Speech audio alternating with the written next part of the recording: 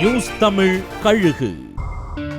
அதிமுக ஆட்சியில செல்வாக்கா இருந்த IAS அதிகாரிக்கு திமுக ஆட்சியில செல்வாக்குக்கு மேல செல்வாக்கு கிடைக்குதாம்.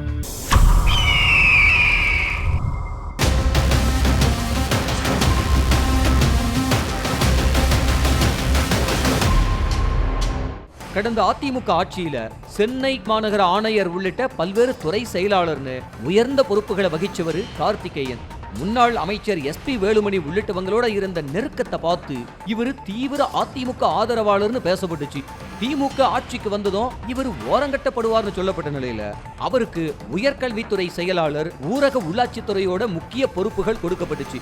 இதுக்கெல்லாம் மேல முதலமைச்சருடைய செயலாளர் 4 பேர்ல ஒருத்தரா இடம்பெற போறதாவும் கோட்டை வட்டாரங்கள்ல பேசிக்கிறாங்க. செய்திகளை உடனுக்குடனும் துல்லியமாகவும் தெரிந்து கொள்ள சப்ஸ்கிரைப் பண்ணுங்க.